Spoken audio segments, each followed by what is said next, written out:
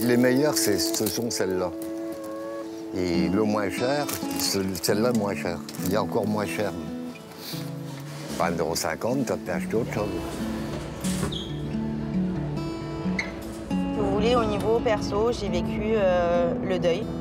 J'ai vécu l'endettement, entre guillemets, également. J'avais plus goût à rien et je savais pas comment m'en sortir. On arrive quand même à vivre, je veux dire, on n'est pas des mendiants, on arrive à vivre. Mais je veux dire, par rapport au travail qu'on fournit, on est loin d'être dans une situation normale, quoi. Lionel, Michel et Élodie sont trois visages différents de la précarité. Un agriculteur, une maman solo et un retraité en situation de grande précarité. Ça va, vous allez bien? Très bien. Ouais. Vous avez, hop, le repas de vendredi. À 73 ans, Michel Ansker, ancien chauffeur-livreur, a connu la rue. Il habite Toulon et 3 fois par semaine se fait livrer des repas payants. Auparavant, dans le temps, je ne mangeais pas du tout, ou alors du pain sac. Alors là, maintenant, je me régale avec ces repas qui me sont livrés. Et c'est équilibré surtout. Équilibré. Voilà, et on a quand même, on choisit nos menus. Être pauvre, c'est bien difficile à le dire. Hein. Mais surtout, c'est sans revenu. Sans aucun revenu, parce que je suis resté 1 an et demi sans ne rien toucher. Je n'avais pas 10 centimes en poche. Et c'est donc là qu'on se permet, avec la honte, la nuit, je vous disais, de faire des poubelles pour récupérer à manger. Aujourd'hui, Michel touche une allocation de 850 €. Le solde d'une existence qui ne lui a jamais fait beaucoup de cadeaux. Une enfance malheureuse et une rude vie d'adulte. Après avoir été marié 17 ans, j'avais ma maison, j'avais mes 2 garçons, j'ai tout perdu. Et plus les problèmes, je travaillais très dur pour avoir cette maison et je me suis créé des problèmes de santé. Colonne vertébrale, intestin et tout ce qu'on veut. 17 ans, divorce. Alors on fait comment? Divorce, on va à la rue. De son ancienne existence, Michel n'a rien pu conserver. Dans ses tiroirs, pas de correspondance, pas d'album photo, mais les tickets de caisse de ses menus achats. Je contrôle Centro Carrefour et puis Action. Parce que je vais à Action aussi des fois. Et moi, je vois que j'utilise beaucoup, comme les rasoirs, la mousse à raser, ces produits. C'est pour ainsi dire la moitié moins cher à Action qu'à Carrefour.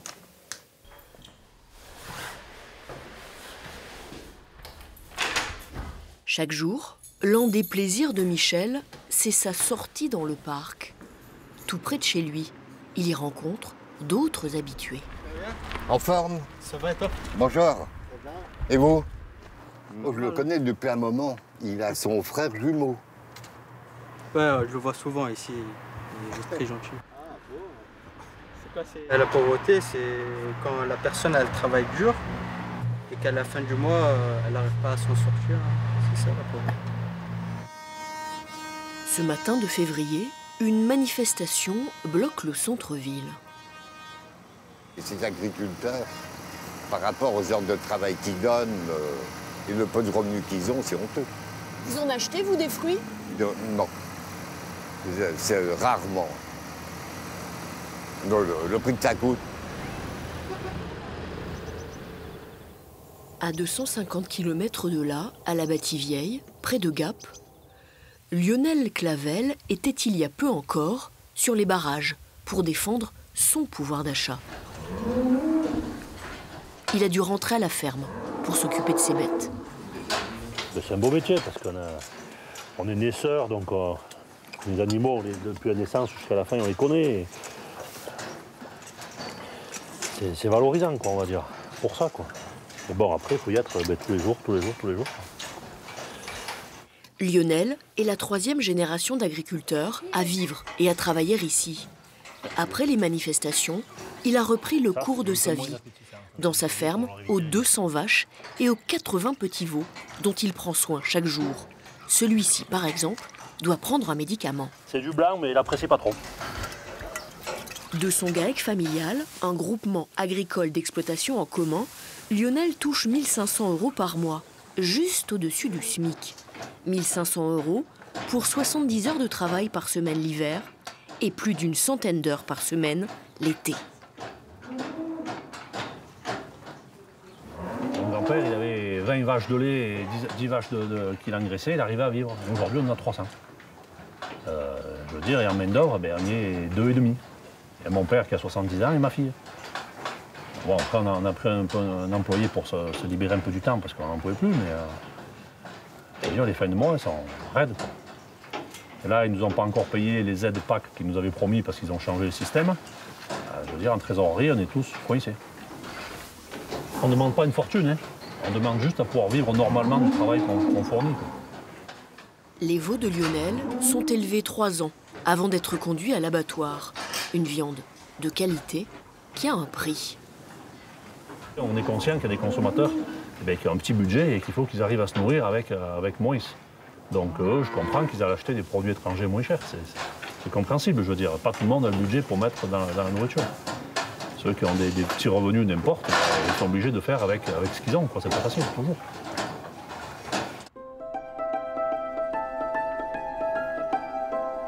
Changement de décor et retour en ville. À Aubagne, Élodie Giraud fait partie de ceux qui, justement, ont un petit revenu.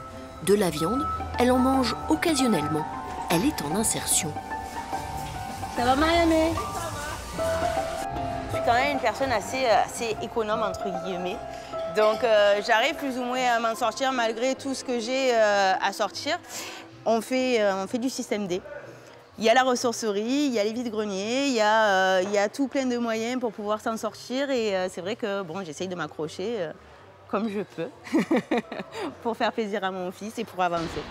Maman célibataire, Élodie touche 1 100 € par mois pour 25 heures, c'est-à-dire 58 € sous le seuil de pauvreté. À 43 ans, elle est retournée vivre chez ses parents. On va arriver au niveau d'ébène d'un côté, du textile. On collecte énormément de textiles qui va pouvoir être trié une première fois. La jeune femme est ici conseillère en insertion. Ce jour-là, elle accueille une classe de BTS, d'économie sociale et solidaire. De réemployer un maximum d'objets pour éviter tout ce qui est enfouissement et incinération. Une génération touchée elle aussi par la précarité. J'en fais partie, donc je le vois que plus les années passent, plus c'est difficile surtout en tant qu'étudiant, c'est difficile de joindre les deux bouts tous les fins de mois, etc. Et je vois aussi les gens autour de moi qui croulent littéralement sous tout ce qui est dette, fin de mois, etc. Et oui, c'est quelque chose qu'on remarque beaucoup. Après 2 ans de travail, d'ici quelques jours, le CDD d'insertion d'Élodie prendra fin. Elle sera alors à la recherche d'un emploi stable. Bonjour Élodie. Bonjour Hélène. Vous allez bien? Ça va. Asseyez-vous. Comment vous allez? Ça va. Oui. Ouais, ça va. Bon, on se revoit aujourd'hui pour faire un petit peu le point sur l'avancée du projet, ce qu'on a travaillé ensemble. Ok. Élodie, c'est un rayon de soleil. Elle est toujours positive, elle donne beaucoup d'idées, elle est toujours force de proposition. Donc c'est vrai que c'est un plaisir de pouvoir travailler avec elle et de l'accompagner dans sa démarche et dans son projet professionnel. Quand je suis arrivée, en fait, j'étais complètement perdue, on va dire. J'avais plus travaillé depuis quelques années. J'avais perdu toute confiance en moi. Donc oui, moi j'ai énormément gagné en confiance, en estime de moi. Et c'est pour ça que je vous dis que je suis confiante finalement, sereine. Même si ça n'arrivera pas demain ou dans 2 mois, je sais que je vais réussir à trouver le poste qui me correspond. Voilà. C'est un drame qui a fait basculer la vie d'Élodie. La mort de son jeune frère. S'en est suivie une spirale interminable. Perte de son emploi, incapacité à rembourser son prêt et état dépressif. J'arrive à en parler à certains moments. Pas forcément avec tout le monde, sans pleurer. Mais ça fait bientôt 7 ans finalement que qu'il est parti à l'aube de ses 24 ans. Voilà.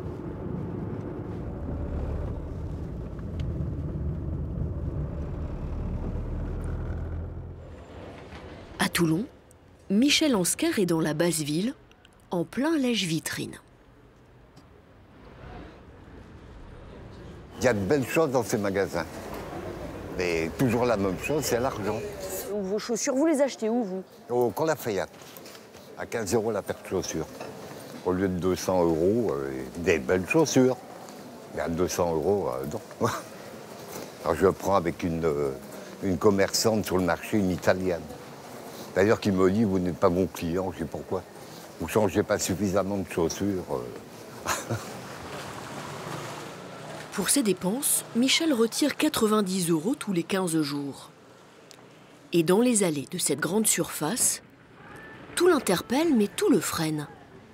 Il est ici pour comparer les prix. Je regarde, mais je peux pas me permettre. Des yaourts, il y a aussi des yaourts, j'en consomme beaucoup. Alors, au lieu d'en prendre par 6, ou je viens ici, j'en prends par 12. Les œufs encore, bon, ça passerait encore.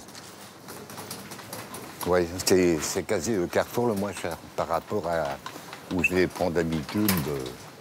Ils ont baissé leur prix. Mais même la 3,19. Et ça fait gagner presque 1 €. 1 €, c'est une baguette de pain. Quand vous trouvez dans la mouille du pain, de l'eau, on peut se nourrir avec. Hein.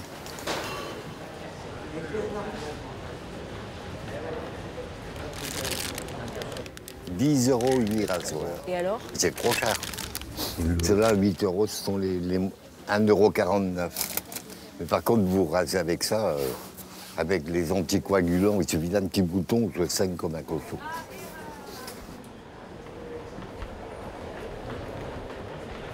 Il y a encore, si, celui-là. Oui, 1,95 € la bouteille. C'est mon café, un verre de chouette, avec un ou deux petits gâteaux secs. Et voilà, c'est... Un passage en caisse, finalement, pour un seul article. Merci. Au revoir.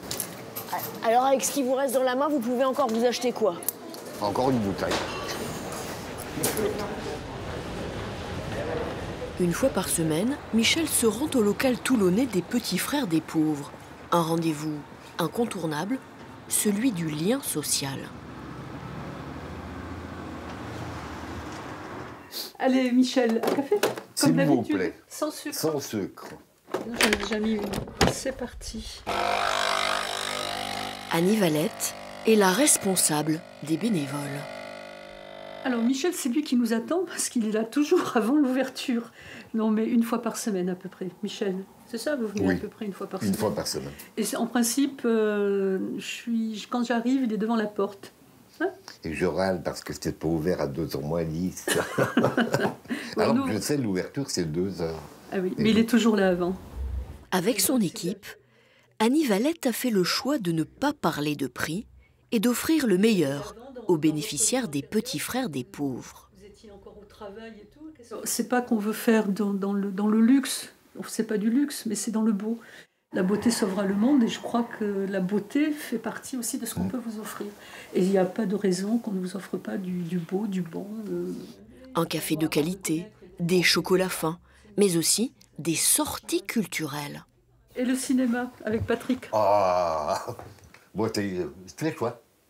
Quel est le dernier film que vous avez vu? C'est pas les Trois Mousquetaires. Les Trois Mousquetaires. Le faux Patrick. Il s'endormait. Et c'est ce qu'on m'avait dit la dernière fois quand vous êtes venu. Et c'est les coups de canon qui l'ont réveillé. Michel l'ignore, mais bientôt, c'est lui qui va monter sur scène pour raconter son histoire. Dans les Hautes-Alpes, Lionel a entrepris de renforcer une clôture avec lui, sa fille, son beau-fils et son papa. À 17 ans, Lisa est au lycée agricole. Elle sait déjà qu'elle prendra la suite de l'exploitation familiale, bien loin des influenceurs qui peuplent parfois le monde des adolescents. N'en parlez pas, ça me sort des yeux, ça. Ça me sort des yeux. Nous, on est là, on se lève, on transpire matin et soir pour gagner pas grand-chose. Et puis tu vois les autres, là, ils sont en train de faire des photos ou des vidéos et eux, ils gagnent leur vie en rien faisant, quoi. La jeune fille n'a qu'un désir, travailler avec ses vaches. Si tu as des enfants et tout, ben, tu ne pourras pas être à la maison à s'occuper d'eux et à travailler. Ce que j'ai dit moi, quand ils étaient petits, à la maison, ils me voyaient le dimanche après-midi, quoi. Ouais. Le matin, je partais, ben, ils étaient ou pas levés, ou j'aurais aidé à se lever, et puis après, je les menais à l'école, et puis après, c'était fini. Ils ne me voyaient plus, quoi. Donc après, c'est une vie familiale qui est derrière, qui est impactée aussi. Il n'y a pas que la question financière, hein. Il y a la question vie de famille derrière. Hein. Le grand-père de la famille, Bernard, continue de travailler pour le GAEC. Il s'interroge lui aussi sur des solutions. C'est vrai qu'on ne peut pas augmenter nos produits, je suis d'accord. Enfin, quand vous voyez les pommes, les gens ils les vendent, et puis en grande surface, c'est multiplié par 4, par 5. La grande distribution, ils en parlent encore à midi à la télé. Ils ont fait des marges comme jamais. Vous voyez le groupe Total, ils font des marges comme jamais. Ils pourraient baisser les carburants, on pourrait tout arranger quand même. Il y aurait moyen pour arranger que tout le monde puisse vivre. Ah, ça va s'arranger. De toute façon, il n'y a pas le choix. Sinon, ça va exploser. La France va exploser. Si ça ne va pas s'améliorer.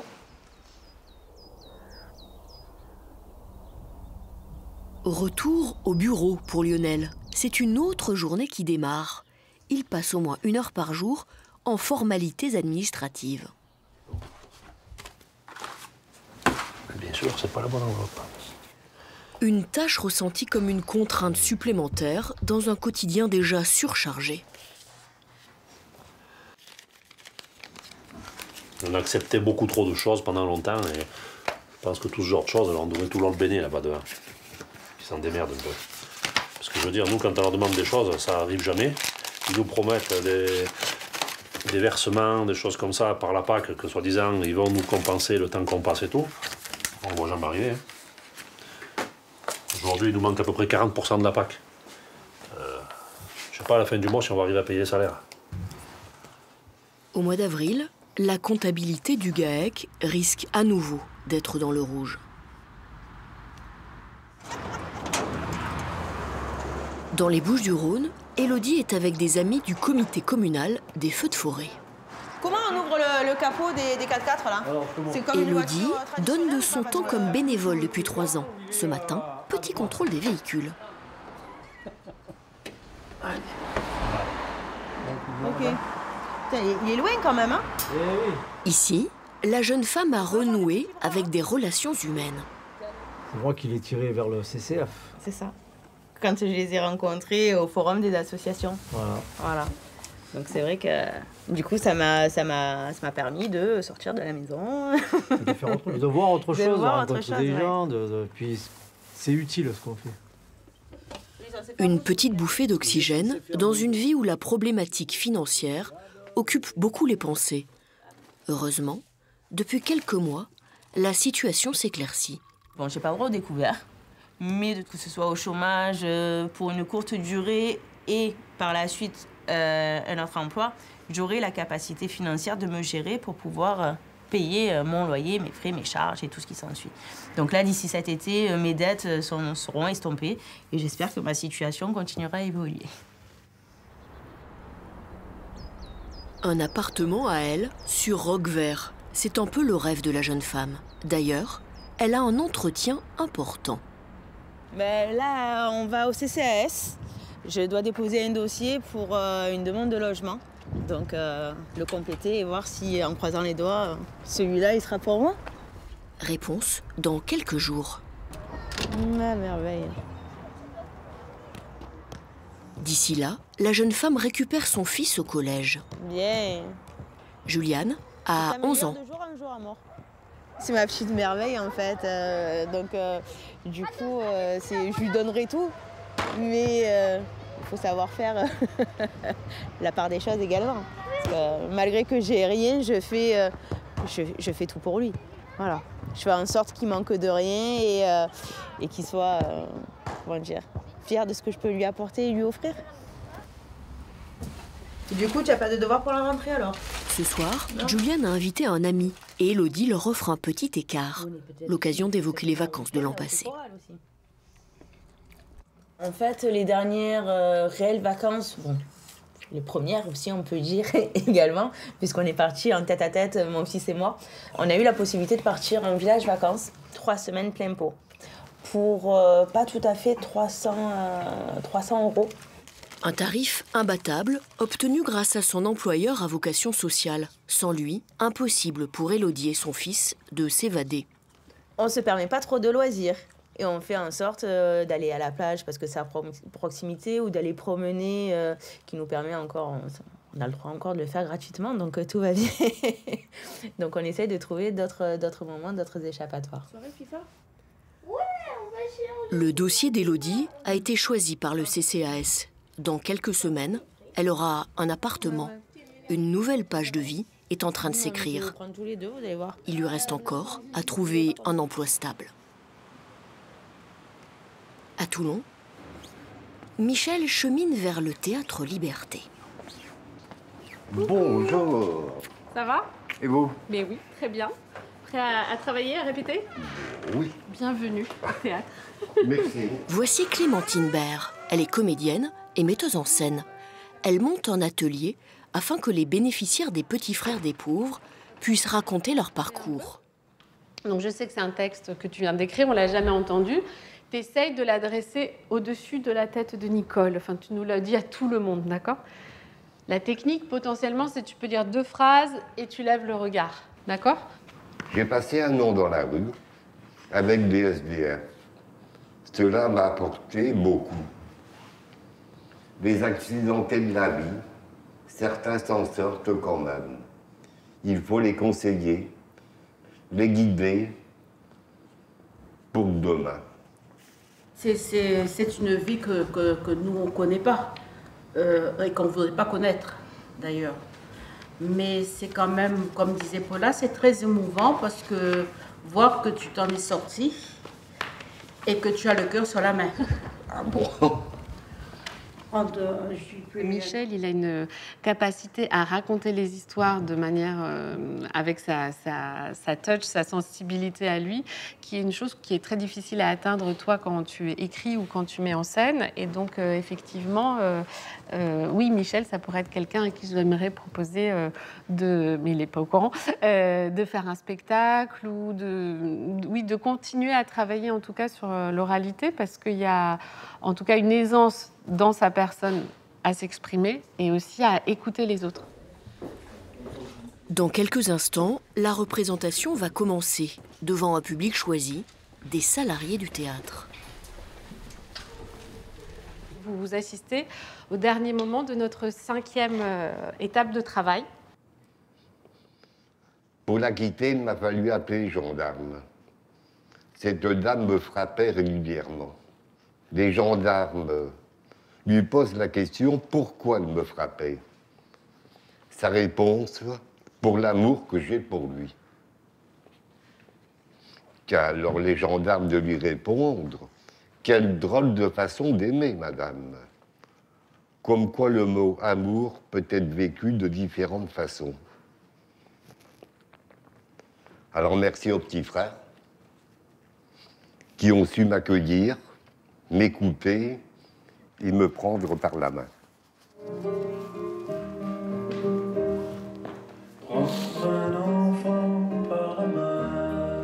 Raconter sa précarité du quotidien, sur scène ou devant une caméra de télé, un geste fort pour Michel, Elodie et Lionel.